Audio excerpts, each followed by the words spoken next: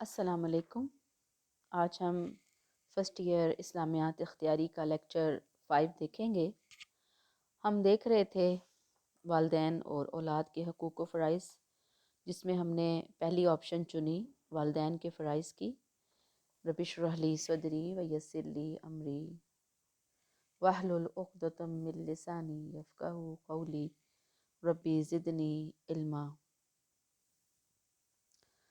ہم نے والدین کی کچھ ڈیوٹیز پڑھی تھیں کہ بچوں کو جینے کا حق دینا ہے، ان کی اچھی پرورش کرنی ہے، لڑکے لڑکیوں میں ڈسکریمنیشن نہیں کرنی، ان کے ساتھ محبت اور شفقت کا معاملہ کرنا ہے، ان کی بہترین تعلیم و تربیت کرنے کی کوشش کرنی ہے۔ پھر شادی بیاہ تک والدین کی ذمہ داری رہتی ہے، پھر اولاد کی رضامندی شامل حال رکھنا نکاح کے لیے، یہ بھی ذمہ داری ہے والدین کی۔ تو آج ہم جو موضوع دیکھیں گے وہ ہے انصاف اور مساوات، اور یہ اس لفظ سے ہی پتہ چل رہا ہے کہ بچوں میں برابری، تمام بچوں میں، کسی کی طرف کسی کو یعنی پریفرنس نہیں دینا، کسی کو دوسرے کے اوپر فوقیت نہیں دینا۔ اگر بندے کے دل میں کسی کے لیے ہمدردی ہے یا زیادہ جھکاؤ ہے اس کی سعادت مندی کی وجہ سے یا کسی بھی وجہ سے، تو اپنے دل کو سائڈ پہ رکھ کر قانونی طور پر، سطحی طور پر، ظاہری طور پر جو ہو سکتا ہے اس کے اندر برابری کرنی۔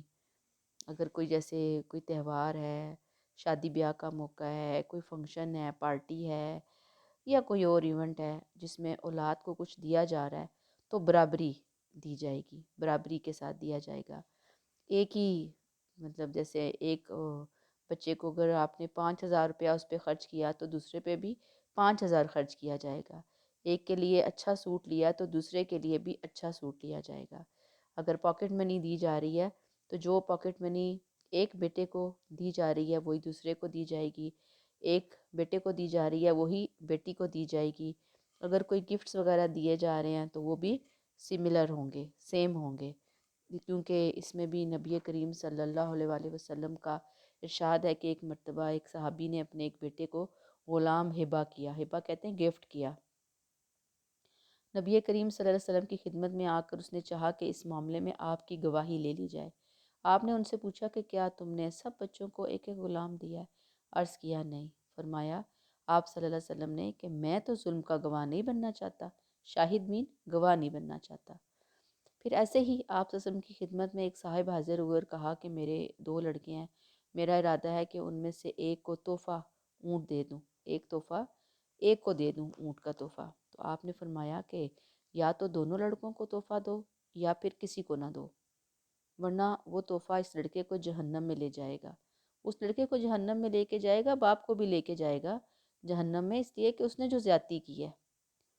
تو بات یہ ہے کہ والدین ایک جو برابری ہے والد اولاد کے اندر وہ کریں، اور اسی کے اندر پھر یہ بھی آتا ہے کہ کسی کو جائیداد سے نہیں محروم کرنا۔ اور جائیداد کے حوالے سے تو اللہ تعالیٰ نے پہلے ہی حق مقرر کر دیا نا کہ بیٹے کا 2 ہے، بیٹی کا 1 ہے۔ اس کے اندر بہت ساری حکمتیں ہیں کہ کیوں رکھا گیا وہاں پر۔ نعوذ باللہ، اللہ نے کوئی فرق نہیں کیا بیٹے اور بیٹی میں، وہ ذمہ داریوں کے اعتبار سے بیٹے کا حصہ زیادہ رکھا گیا ہے کہ بیٹے کی ذمہ داریاں زیادہ ہیں۔ بیٹے نے پیرنٹس کو بھی سنبھالنا ہے، بیٹے نے اپنی بہنوں بھائیوں کو بھی دیکھنا ہے اور اپنے رشتہ داروں کو دیکھنا ہے، ساری چیزوں کی ذمہ داری اس کے اوپر ہے۔ میں بھی اس نے اپنی کسی بہن کی شادی کرنی ہو، کسی بھائی کو پڑھانا ہو، پھر اس کی جب بیوی آئے گی تو اس کو یعنی کہ حق مہر دینا ہے، پھر نان نفقہ پورا کرنا ہے، پھر بچوں کی ذمہ داریاں ادا کرنی ہیں، تو بیٹے نے دینا ہی دینا، دینا ہی دینا، اور بیٹی جو ہے اس نے لینا ہی لینا۔ یعنی یہ شہزادی جو ہے دین نے اس کو بنایا ہے، ملکہ بنایا ہے کہ وہ تو بس لینے والی ہے، خرچ کرنا رشتوں کے اوپر اس کی ذمہ داری نہیں ہے۔ اگر وہ کرتی ہے تو بہت اچھی بات ہے، اگر وہ نہیں کرتی تو اس سے پوچھ نہیں ہوگی۔ یہی بات ہے یہاں پر کہ جائیداد جو اللہ نے حصے مقرر کیے ہیں وہ تو دینی ہے۔ پھر فرمایا کہ جس کے ہاں لڑکی پیدا ہو وہ اس کو زندہ باقی رہنے دے، اس کو حقارت کی نگاہ سے نہ دیکھے، نہ اس پر لڑکے کو ترجیح دے، تو اللہ اسے جنت میں داخل کرے گا۔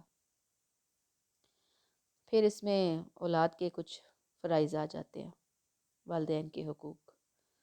دنیا کا کوئی مذہب ایسا نہیں ہے کہ جس نے اپنے ماننے والوں کو، پیروکار ماننے والوں کو والدین کی خدمت اور اطاعت گزاری کی تاکید نہ کی ہو۔ ہر مذہب میں، عیسائی ہیں، یہودی ہیں، ہندو ہیں، بدھ ہیں، ہر مذہب نے والدین کی تابعداری، خدمت گزاری کو ضروری قرار دیا ہے۔ لیکن اسلام کو دیگر مذاہب پر جو فوقیت حاصل ہے، پریورٹی حاصل ہے، وہ کیا ہے کہ اس نے اپنی تعلیمات میں والدین کی صرف خدمت ہی کی تلقین نہیں کی، بلکہ کہا احسان کے ساتھ خدمت کرنی ہے۔ احسان کا درجہ خدمت سے بڑھ کر ہے۔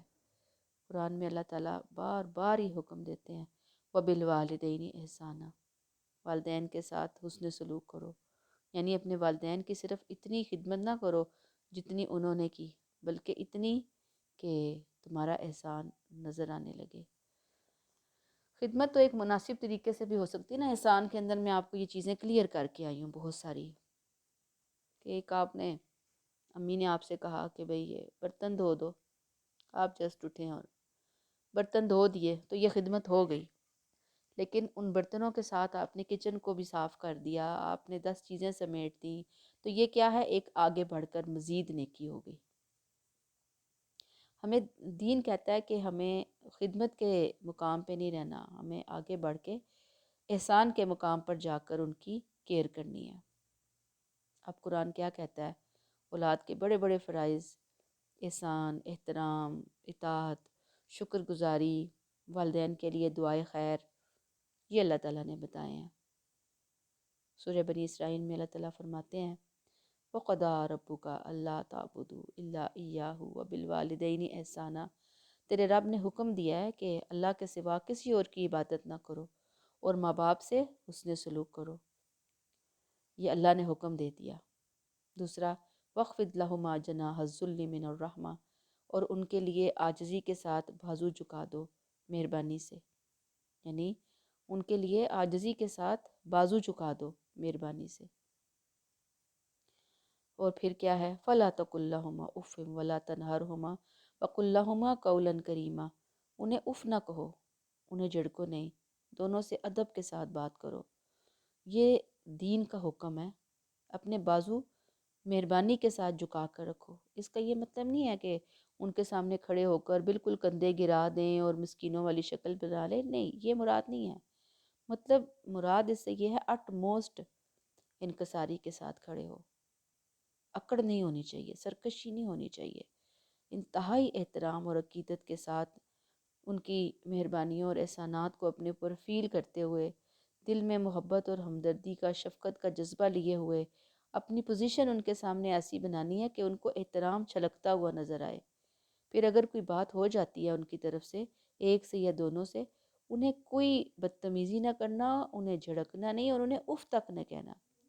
اف کہتے ہیں ناخن کے تراشے کو، یعنی ناخن کاٹتے ہیں نا ہم، تو باریک باریک ناخن کٹے ہوئے اترتے ہیں، تو اتنا بھی ان کو کچھ نہ کہنا، ان دونوں سے ادب کے ساتھ بات کرنا۔ پھر سورہ بنی اسرائیل میں آتا ہے وَقُلْ رَبِّ ارْحَمْهُمَا كَمَا رَبَّيَانِي صَغِيرًا، کہ اے میرے رب ان دونوں پر رحم فرما جیسے انہوں نے بچپن میں میری پرورش کی۔ یہ ایک بہت پیاری دعا ہے جو والدین کے حق میں بچوں کو کرنے کی اللہ نے خود تلقین فرما دی۔ بار بار یہ دعا پڑھنے کی ضرورت ہے، اللہ ان پہ رحم کر، دونوں پہ رحم کر، جیسے بچپن میں انہوں نے شفقت سے مجھے پالا۔ اب ظاہری بات ہے کہ ان کے جو حقوق ہیں ان کی ڈیٹیل اللہ تعالیٰ نے بیان کی۔ نمبر 1 حسن سلوک ہے، اسلام نے والدین سے حسن سلوک کی بہت تاکید کی ہے۔ وَقَضَىٰ رَبُّكَ أَلَّا تَعْبُدُوا إِلَّا إِيَّاهُ وَبِالْوَالِدَيْنِ احسانا، تیرے رب نے حکم دیا کہ اللہ کے سوا کسی اور کی عبادت نہ کر اور ماں باپ سے حسن سلوک کر۔ یہ تیرے رب کا حکم ہے، یعنی اللہ کی عبادت کرنی ہے، کسی اور کی عبادت نہیں کرنی۔ وہی ابھی پیچھے بھی ہم نے پڑھا قرآن میں، آپ جہاں پہ والدین کے حقوق کی بات پڑھیں گی آپ دیکھیں گی کہ توحید کے ساتھ شرک سے بچتے ہوئے والدین کی اطاعت کا حکم ہے، والدین سے حسن سلوک کا حکم ہے۔ ایک اور جگہ فرمایا وَوَصَّيْنَا الْإِنسَانَ بِوَالِدَيْهِ احسانا، اور ہم نے انسان کو ماں باپ کے ساتھ حسن سلوک کا حکم دیا ہے۔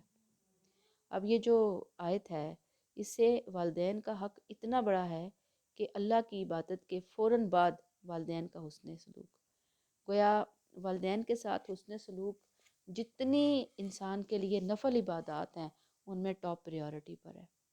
آپ اگر، میں اس کو یہ سمجھاتی ہوں، آپ اگر اپنی امی کی تھوڑی سی خدمت کرتی ہیں، ان کو خوشی خوشی پیار سے چائے بنا کے دیتی ہیں، ان کے لیے کچن صاف کر دیتی ہیں، یہ آپ کو لگے گا آدھا گھنٹہ، سپوز میں ایک مثال دے رہی ہوں، اس آدھے گھنٹے کی یہ عبادت آپ نے کر لی۔ اب اس آدھے گھنٹے میں آپ بیٹھ کر قرآن پڑھیں، آپ بیٹھ کر نفل پڑھیں، میں یہ نہیں کہہ رہی وہ نہیں کرنا، قرآن نفل اپنی جگہ پر ہے، میں آپ کو بات سمجھانے کی کوشش کر رہی ہوں کہ اجر کے اعتبار سے جو نفل نیکیاں ہیں نا، ان وہ آدھا گھنٹہ آپ قرآن پڑھیں گی، اس سے کہیں زیادہ اجر کی بات ہوگی والدین کی خدمت کرنا۔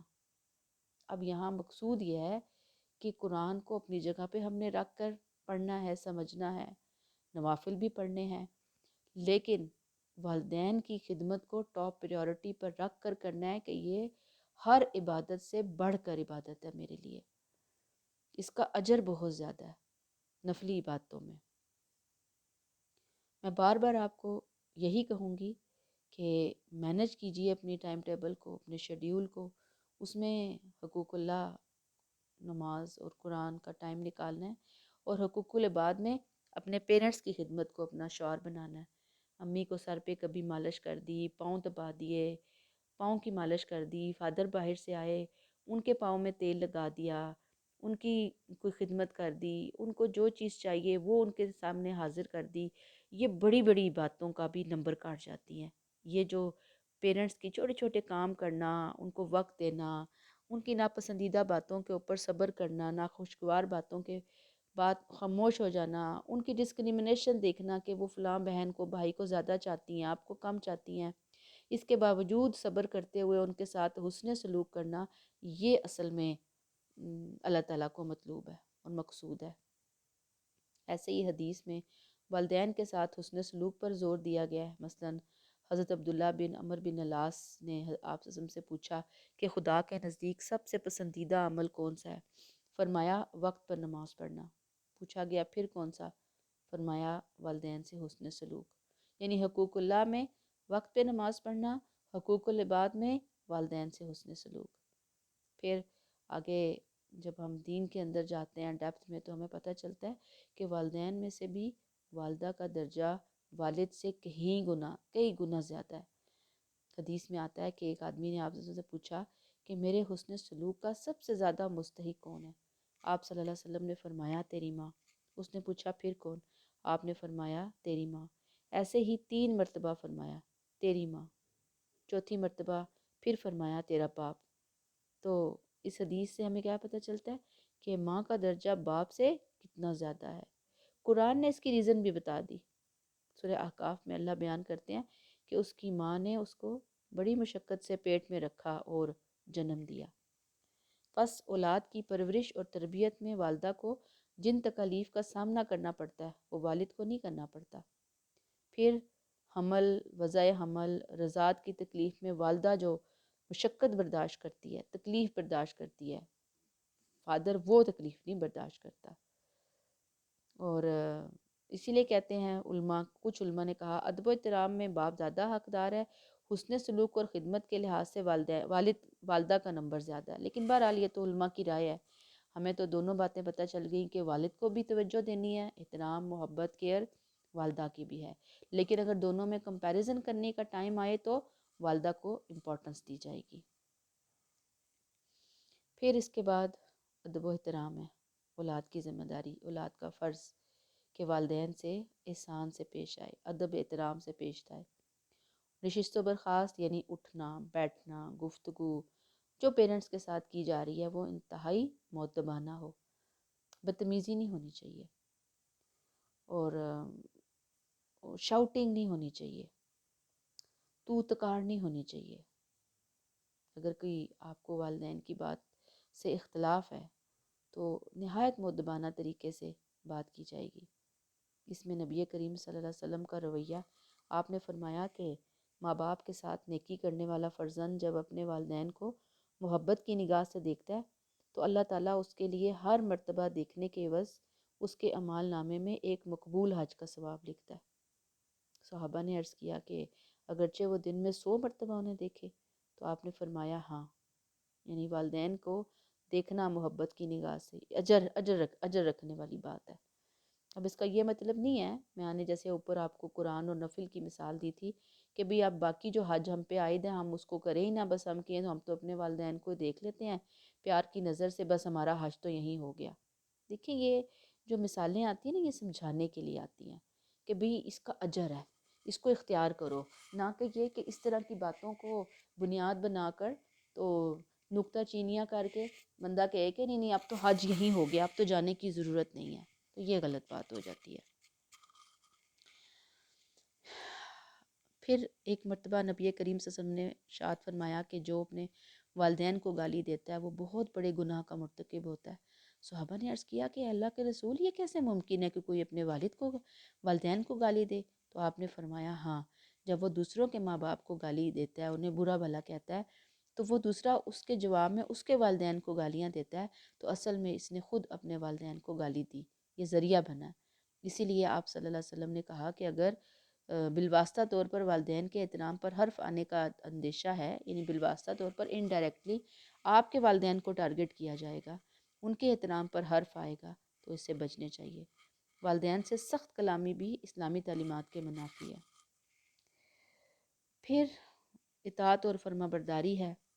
اطاعت اور فرما برداری یہ نہیں ہے کہ آپ یہ کہتے رہیں امی مجھے آپ سے بہت محبت ہے، ابو میں تو بس آپ کے بغیر رہ نہیں سکتی، اور میں آپ سے بہت محبت کرتی ہوں، یہ ہے وہ ہے۔ امی کہیں بیٹے ذرا میرے سر میں درد ہے، جاؤ ایک کپ چائے تو بنا دو۔ آپ کہیں اٹھے خود ہی بنائیں، میں کیوں بناؤں، میں پڑھ رہی ہوں، میری سہیلی آئی ہوئی ہے، میں اتنے ضروری کام کر رہی ہوں، تو یہ تو محبت نہ ہوئی۔ محبت تو سب سے پہلے انسان کے اندر دوسرے کی کیئر کا احساس ڈیولپ کرتا ہے، احساس پیدا کرتا ہے، وہ چیزیں انسان کے اندر لے کر آتا ہے۔ انسان کہتا ہے کہ بھئی مجھے ان کی بات سننی ہے، ان کی دل کی خواہش کو دیکھنا ہے کہ اس وقت انہیں ضرورت کیا ہے۔ وہ اپنی زبان سے نہیں کہہ رہے، لیکن آپ کو پتہ چل جائے کہ امی میری اس وقت ہمیشہ چائے کا ایک کپ پیتی ہیں، میری امی جو ہے نا اس وقت یہ کام کرنا پسند کرتی ہیں۔ اب وہ کہہ نہیں رہی کسی کو، ٹھیک ہے، وہ آپ کی کیئر کر رہی ہے کہ میں اپنے بچے کو کیا کہوں، اب چھوڑو دیکھی جائے گی۔ آپ ان کے کہے بغیر اٹھ کر جائیں اور وہ کام کر کے دیں ان کو، ان کے اندر کی دل کی کہانی آپ پڑھ لیں، یہ اصل محبت ہے۔ اطاعت کی جائے پیار سے، فرما برداری کی جائے پیار سے، اور اگر اس کے لیے ہمیں اپنا ٹائم تھوڑا ان کو دینا پڑے، اپنے اوپر پین لینی پڑے، اپنے آرام کا وقت قربان کرنا پڑے، اگر پیسہ ہے، یعنی بندہ ایسی سٹیج پہ جاتا ہے بیٹے یا بیٹیاں کہ ان کے پاس پریکٹیکل لائف میں جا کر، مطلب بچیوں نے جاب شروع کر دی، بیٹے جاب کر رہے ہیں، بزنس آ گیا اچھا، بچیوں کی اچھی جگہ شادی ہو گئی ہے، انہیں کوئی روک ٹوک نہیں ہے، وہ کچھ پیسے اپنے والدین کو دے سکتی ہیں، تو اگر وہ دیں، تھوڑا قربانی کر کے، تھوڑی پین لے کر، اپنی ضروریات کو کٹ ڈاؤن کر کے، کوئی مالی نقصان اٹھانا پڑے، کوئی جسمانی مشقت، یعنی والدین بیمار ہیں، اب ان کی بیماری میں ان کی کیئر کی جا رہی ہے، تو یہ کی جائے گی۔ اس میں اولاد کی دنیاوی فلاح اور اخروی نجات ہے۔ قرآن میں سورہ صف میں حضرت اسماعیل علیہ السلام کی تعریف یوں بیان کی گئی، افعل ما تؤمر ستجدونی انشاء اللہ من الصابرین، آپ کو جو حکم دیا جاتا ہے وہ کریں، آپ مجھے جلد ہی پائیں گے انشاءاللہ صبر کرنے والوں میں سے۔ یعنی ابا جان آپ کو جو حکم ملا ہے اسے پورا کرے، آپ مجھے صبر کرنے والا پائیں گے۔ آپ کو معلوم ہے نا کہ یہ ان کو ذبح کرنے کا حکم آیا تھا، اور انہوں نے کہا جی ابا جان آپ کر گزریے۔ دیکھیں کتنی بڑی بات ہے جو ہمیں یہاں سے پتہ چلتی ہے۔ پھر آپ صلی اللہ علیہ وسلم نے فرمایا کہ اگر والدین تمہیں اہل خانہ اور دنیا سے نکل جانے کو کہیں تو تب بھی ان کی نافرمانی نہ کرو۔ بہرحال یہ کچھ ایسی چیزیں ہیں کہ جو کہ آپ صلی اللہ علیہ وسلم سے منسوب۔ اب دیکھیں یہاں پہ ایک بک کا نام لکھا ہوا البدایہ والنہایہ، اس میں یہ بات اچھی طرح ذہن میں رکھیں۔ ہمارے ہاں یہ بڑی مت آپ صلی اللہ علیہ وسلم کے حوالے سے، ان کی حوالے سے ایک روایت مشہور ہے کہ اگر والد کہے کہ اپنی بیوی کو طلاق دو تو شوہر کے اوپر طلاق دینا بھی لازمی ہے، وہ طلاق دے دے، ٹھیک ہے۔ اب یہ جو حدیث ہے اصل میں آپ صلی اللہ علیہ وآلہ وسلم نے جب ایسی کوئی بات بتائی تھی، وہ اپنے دور کے ان سچے اور پکے مسلمانوں کے حساب سے بتائی تھی کہ جن کی زندگیوں میں جھوٹ نام کی چیز کوئی نہیں تھی، جو بات کو ایگزیجریٹ کر کے بڑھا بڑھا کر نہیں پیش کرتے تھے، جن کے ہاں ظلم و زیادتی کا کوئی تصور نہیں تھا۔ اب اگر وہ اپنے بیٹے کو کوئی سجیشن دے رہے ہیں کہ تو اپنی بیوی کو چھوڑ، اٹس مین کہ انہوں نے اس کی بیوی میں کوئی بہت بڑا عیب دیکھ لیا، اور وہ سب سے بڑا عیب کیا ہو سکتا ہے؟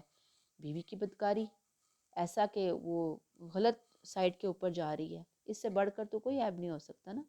تو اب اگر انہوں نے کچھ دیکھ لیا تو وہ اپنے بیٹے کو سجیشن دے رہے ہیں، تو اب بیٹے کے لیے ضروری ہے کہ وہ اپنے پیرنٹس کی بات سنیں، ٹھیک۔ لیکن آج کے جس دور میں اور آپ رہ رہے ہیں، جہاں پہ دین، اللہ معاف کرے، بس ایک واجبی سا ہے، ہر ایک انسان نے اپنی اپنی خواہشات کے مطابق بس دین کو اپنی زندگی میں رکھا ہوا ہے، تو اب نہ دین ہے، نہ سمجھ ہے، نہ عقل ہے، نہ بوجھ ہے، اٹھ کے کسی پہ بھی الزام لگا دیا، پسند نہیں آیا جی، بہو اچھی نہیں ہے، وہ کام میں یہ ڈنڈی مارتی ہے، یہ کام ایسے نہیں کرتی، اس کے پیرنٹس بہت زیادہ گھر آتے جاتے ہیں، یہ پیرنٹس کے گھر آتی جاتی ہے، یا وہی جیسے ہمارے ہاں ایک بہانہ کیا جاتا ہے نا کہ آٹا گوندیاں ہلدی کیوں، ذرا ذرا سی بات پہ نکتہ چینی کر کے پھر کہا جاتا ہے کہ بیوی کو طلاق دو، ماں کہتی ہے میں تمہیں اپنا دودھ نہیں بخشوں گی، اور باپ ایسے کہتا ہے کہ تانے واسطے دیتا ہے کہ تم نے یہ فلاں یہ۔ یاد رکھیے ایسی کوئی بات ہمیں دین نے نہیں بتائی اور سمجھائی کہ ایک بندہ اپنی بیوی کے ساتھ سیٹل ڈاؤن ہے، خوش باش ہے، فیملی اچھی بھلی چل رہی ہے، پیرنٹس آ کے اس کو ٹکنے نہیں دیتے اور بار بار اس طرح کی حدیثوں کا حوالہ دیتے ہیں۔ تو ایسی کوئی حدیث، اس طرح کی کوئی حدیث ہمیں نہیں ملتی کہ جہاں پہ ایسا کوئی معاملہ ہو، بیوی اچھی ہے، شریف ہے، کریکٹر میں کوئی خامی نہیں، شوہر کے ساتھ خوش ہے، فرما بردار ہے، اب شوہر پہ پریشر ڈالا جائے اپنے حق حقوق بیان کر کے دین کے حوالے سے۔ یہ میں نے آپ کو بتا دیا کہ جو حدیث تھی بھی، یہ اس زمانے کے ان لوگوں کے اعتبار سے تھی کہ جہاں لوگ قرآن اور سنت کو بہت اچھی طرح سمجھنے والے تھے۔ آج کل کا اس پہ یہ دور جو ہے نا وہ امپلیمنٹ نہیں ہوگا۔ پھر اس کے بعد ناراضگی سے بچنا ہے۔ حضرت عمر فاروق جو تھے وہ اپنی بہو سے کسی بات پہ ناراض تھے، تو انہوں نے اپنے بیٹے عبداللہ کو حکم دیا کہ بیوی کو طلاق دو، تو عبداللہ جو تھے رضی اللہ تعالیٰ عنہ، انہوں نے ہچکچاہٹ کی۔ آپ صلی اللہ علیہ وسلم نے اس کا ذکر حضرت عمر نے اس کا ذکر آپ وسلم سے کیا، تو اپنے عبداللہ کو بلا کر کہا کہ اپنی بیوی کو فوراً طلاق دو۔ یہ میں نے وہی بات کی کہ اب حضرت عمر فاروق جیسی ہستی، وہ سوال ہی نہیں پیدا ہوتا کہ کسی پہ ذرہ برابر بھی ظلم کرے۔ یقیناً وہاں کوئی ایسی بات ہوگی کہ وہ چاہتے ہوں گے کہ ہماری جو آنے والی نسلیں ہیں وہ سفر نہ کریں۔ پھر آپ صلی اللہ علیہ وسلم نے فرمایا کہ جنت کی خوشبو 500 برس کی مسافت سے محسوس ہوگی، لیکن والدین کی نافرمانی کرنے والے اس سے محروم رہیں گے، استغفر اللہ۔ پھر آپ نے کہا کہ تمہارے خدا نے ماں کی نافرمانی تم پر حرام کر دی، یعنی جو حرام کام ہے ان میں سے ایک ماں کی نافرمانی ہے۔ پھر اس کے ساتھ ہی خدمت گزاری آ جاتی ہے کہ لوگ بندے مومن اور مومنہ ہر وقت اپنے والدین کی خدمت اور دیکھ بھال میں لگے رہیں، خاص طور پر جب وہ بڑھاپے کو پہنچیں۔ تو پھر یعنی کہ جوانی میں تو چلیں ٹھیک ہے، کوئی بات نہیں ہے، لیکن جب وہ خدا نہ خواستہ بالکل معذور ہیں، بیمار ہیں، اپنے کام کاج کرنے کی ہمت نہیں رکھتے، تو پھر ان کے کھانے پینے کا انتظام کرنا، بیمار ہیں تو علاج کروانا، ان کی باقی ضروریات کو پورا کرنا، یہ بچوں کی ذمہ داری ہے۔ سورہ بقرہ میں آتا ہے یسألونک ماذا ينفقون قل ما انفقتم من خیر فللوالدین، وہ خرچ کرنے کے بارے میں پوچھتے ہیں، آپ فرما دیں کہ جو مال بھی تم خرچ کرو اس کے اولین حقدار والدین ہیں، یعنی والدین کی جو بھی آپ نے خرچ کرنا ہے، یعنی اگر آپ زکوٰۃ کے علاوہ جیسے آپ نے صدقہ وغیرہ، صدقہ مین جو نفل آپ نے خرچ کرنا ہے، اس کو عربک میں صدقہ کہتے ہیں نا۔ یہ صدقہ وہ نہیں ہے جسے ہم برا سمجھتے ہیں، نو، جو آپ نے خرچ کرنا ہے اچھے طریقے سے خرچ کریں، اچھے طریقے سے ان کا علاج کروائیں، تو یہ بھی آپ کے لیے والدین کے جو حق میں خرچ کیا جائے گا یہ عبادت کے اندر شمار ہوگا۔ پھر اس کے علاوہ ایسی عبادات جن کی ادائیگی میں اولاد کو والدین سے دور ہونا پڑے اور والدین مشکلات کا شکار ہو جائیں، مثلاً بوڑھے والدین ہیں، ان کی لک آفٹر کرنے والا کوئی نہیں، اب بچہ چھوڑ کے ان کو کہیں تبلیغ کے اوپر نکل گیا، کہیں جہاد پہ نکل گیا، اپنے بیوی بچوں کو چھوڑ کے، اپنے والدین کو چھوڑ کے، تو یہ چیز پسندیدہ نہیں ہے۔ خدمت گزاری ہے، ضرور کی جائے۔ اب آپ دیکھیں کہ بیٹیاں تو عموماً شادی ہو کے اپنے گھر چلی جاتی ہیں، تو پیچھے بیٹے اور بہو کی ذمہ داری بن جاتی ہے کہ وہ اپنے والد کی یا وہ ساس سسر کی خدمت کرے۔ اگر بیٹی اپنے سسرال سے آ سکتی ہے ایزیلی، وہ کر سکتی ہے، ٹائم مینیج کر سکتی ہے، تو اس کو بھی کرنی چاہیے۔ لیکن اگر اس کو اس کے فیملی سسرال اجازت نہیں دیتا، تو بس وہ اپنے شوہر کے جو ماں باپ ہیں ان کی خدمت گزاری کو اپنا شعار بنائے، کیونکہ اصل میں تو والدین دو ہیں نا انسان کے، بلکہ تین ہیں۔ استاد کو بھی والدین کے درجے میں رکھا گیا، سسرال کو، ساس سسر کو، اور اپنے امی ابو کو۔ تو جو لڑکا ہے اس کے لیے اپنے ساس سسر والدین کی جگہ ہیں، اور لڑکی کے لیے اپنے ساس سسر۔ اب ہمارے ہاں بھی اللہ معاف کرے، تالی ایک ہاتھ سے بجاتے ہیں ہم، کہ لڑکی کو تو بتایا جاتا ہے کہ تم نے اپنے ساس سسر کی ذمہ داری اٹھانی ہے، لیکن لڑکے کو یہ سمجھائی نہیں جاتی بات کہ تمہارے ساس سسر جو ہیں وہ بھی تمہارے والدین کی طرح ہیں۔ پھر والدین کی خدمت جہاد سے بھی افضل ہے۔ آپ نے ایک شخص نے کہا کہ میں جہاد پہ جانا چاہتا ہوں، آپ اجازت دیں، تو آپ نے کہا تمہاری والدہ زندہ ہے؟ انہوں نے کہا جی۔ تو انہوں نے کہا جہاد پہ جانے کی بجائے اپنے والدہ کی خدمت کرو، تو یہ بھی جہاد ہے۔ پھر اولاد کے مال میں باپ کا حصہ ہے، کہ ایک دفعہ ایک شخص آپ کی خدمت میں آیا اور انہوں نے کہا کہ میرے والد جو ہیں جب چاہتے ہیں میرا مال لے لیتے ہیں، تو آپ نے ان کے والد کو بلایا، جنہوں نے آ کر کہا کہ اللہ کے رسول، ایک وقت وہ تھا جب یہ کمزور بے بس تھا اور میں توانا تھا، مالدار تھا اور یہ خالی تھا، میں نے کبھی اپنی چیز دینے سے منع نہیں کیا۔ آج میں کمزور ہوں، یہ توانا، میں خالی ہاتھ ہوں اور یہ مالدار، اور یہ اپنا مال مجھ سے بچا بچا کر رکھتا ہے۔ بوڑھے کی باتیں سن کر آپ صلی اللہ علیہ وسلم اشک بار ہوئے اور بیٹی کی طرف مخاطب ہو کر فرمایا کہ تو اور تیرا مال باپ کا ہے۔ پھر بڑھاپے میں خدمت ہے۔ آپ صلی اللہ علیہ وسلم فرمایا، ایک صحابہ اکٹھے تھے، 3 مرتبہ وہ شخص ہلاک ہوا، وہ شخص ہلاک ہوا، وہ شخص ہلاک ہوا۔ صحابہ نے پوچھا کون یا رسول اللہ؟ فرمایا جس کے بوڑھے والدین دونوں موجود ہوں یا ان میں سے ایک، مگر ان کی خدمت کر کے وہ جنت میں نہ جائے۔ استغفر اللہ۔ یعنی یہ جنت کمانے کا بہت بڑا ذریعہ ہے والدین کی خدمت۔ پھر دعائے مغفرت ہے۔ والدین کے حق صرف ان کی زندگی تک محدود نہیں، بلکہ ان کی وفات کے بعد بھی اولاد پر یہ ذمہ داری ہے کہ ان کے حق میں یہ دعائے مغفرت کرتی رہے۔ سورہ بنی اسرائیل میں ہے، میں نے ابھی آپ کو بتایا تھا، وَقُلْ رَبِّ ارْحَمْهُمَا كَمَا رَبَّيَانِي صَغِيرًا، کہ اللہ ان پر رحم کر جیسے انہوں نے بچپن میں میری پرورش کی۔ پھر اے ربنا اغفر لی وَلِوَالِدَيَّ وَلِلْمُؤْمِنِينَ يَوْمَ يَقُومُ الْحِسَابُ، اے ہمارے رب جس دن حساب قائم ہوگا مجھے اور میرے ماں باپ کو اور مومنوں کو بخش دینا، قیامت کے دن بخش دینا۔ پھر ایک دفعہ کسی شخص نے آپ کی خدمت میں حاضر ہو کر کہا کہ یا رسول اللہ، کیا والدین کے مرنے کے بعد میں ان سے کوئی نیکی کر سکتا ہوں؟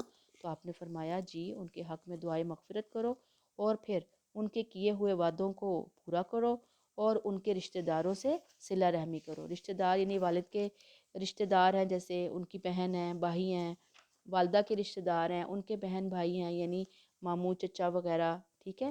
اور ان کے دوستوں کی عزت کرو، یعنی دوستوں کی عزت، سہیلیوں کی عزت، یہ بھی صلہ رحمی کا ایک حصہ ہے۔ تو یہاں پہ روک لیتے ہیں اور اللہ سے دعا کرتے ہیں کہ ہمیں اللہ تعالیٰ والدین کے حق حقوق بیان کرنے کی، ان کو سمجھنے کی، اس پر عمل پیرا ہونے کی توفیق عطا فرمائے۔ اور آپ دیکھیے یہاں پر یہ جو میں نے اینڈ والی بات کی کہ رشتہ داروں سے حسن سلوک ہے، یہ ہم کہاں کرتے ہیں؟ والدین کی نہیں کر رہے ہوتے کیئر، تو رشتہ داروں کی کون کرے گا کیئر؟ یہ بڑی مشکل صورتحال ہے نا۔ تو بات پھر وہی آ جاتی ہے کہ اللہ تعالیٰ ہمیں توفیق دیں، اگر والدین زندہ ہیں تب بھی ان کے رشتہ داروں کی، والدہ زندہ ہیں ان کے رشتہ داروں کی کیئر کرنی ہے۔ اب ہمارے ہاں یہ بڑی دوغلی پالیسی جو ہے وہ ہمیں سمجھائی بتائی جاتی ہے، اور وہ کیا ہے کہ عموماً ہم والدہ اللہ معاف کرے الٹی پٹیاں پڑھاتی ہیں اولاد کو کہ بھئی پھپھی سے نہ کرو، چچا سے نہ کرو، اس نے فلاں ٹائم پہ ہم سے یہ کیا، فلاں ٹائم پہ میرے سے یہ زیادتی کی۔ یا باپ کہتا ہے کہ اپنی خالہ سے مت کرو، ماموں سے مت کرو، وہ برے ہیں، وہ یہ ہیں، وہ ہیں۔ دیکھیں ہمیں تو اللہ نے پوچھنا ہے نا، جو کوئی جیسا بھی ہے برا ہے، ہمیں تو دیکھنا ہے اللہ نے ہمیں حکم دیا ہے کہ یہ رشتے بھی ہمارے لیے قابل احترام ہیں، ان رشتوں کو بھی ہمیں لے کر چلنا ہے، ان رشتوں کا ادب و احترام کرنا ہے، یہ ضروری ہے۔ اور پھر اگر جو والدہ کی سہیلی ہے، والد کے دوست ہیں، تو ان کے ساتھ بھی مناسب طریقے سے جو اچھے سلوک وغیرہ ہو سکتے ہیں وہ ہمیں اچھے سلوک اپنی روٹین کا حصہ بنانے ہیں، اور اللہ تعالیٰ سے دعا کرنی ہے کہ اللہ تعالیٰ ہم سب کو اپنے والدین کے حق میں صالح بنا، نیک بنا۔ جن کے والدین فوت ہو چکے ان کے لیے یہی ہے کہ دعائے مغفرت ہے کہ اللہ ان کی بخشش اور مغفرت فرمائے، اور جو زندہ ہیں اب ہم اپنی ان زندگی میں ان کا حق ادا کر سکیں۔ آمین۔ السلام علیکم ورحمۃ اللہ وبرکاتہ۔